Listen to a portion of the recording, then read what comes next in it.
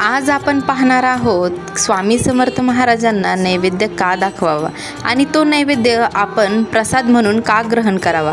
आपण रोज रोज जे अन्न खातो ते थेट फक्त पोट भरण्यासाठी नसतं, फक्त त्या अन्नात देवाची कृपा असते। म्हणून आपल्या संस्कृतीत आधी देवाला अर्पण करून मगच अन्न ग्रहण करण्याची परंपरा आहे।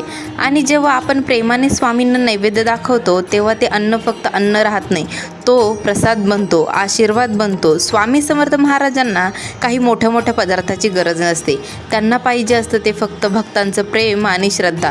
एका छोट्याशा साखरेच्या खड्याने किंवा साध्या भाकरीनेही स्वामी प्रसन्न होतात, कारण ते पदार्थ नाही पाहत, ते भाव पाहतात।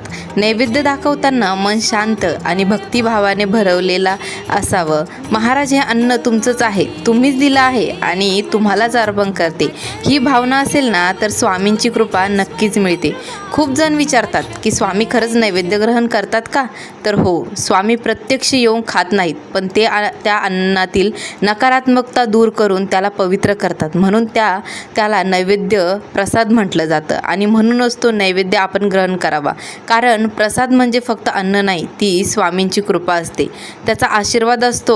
तो प्रसाद घेतलं की घरात सकारात्मकता वाढते, मन शांत राहतं आणि स्वामींचं संरक्षण कायम आपल्यासोबत राहतं। भावनेने ते आपल्याला मिळतं ना। प्रेमाने नैवेद्य दाखवून तर बघा।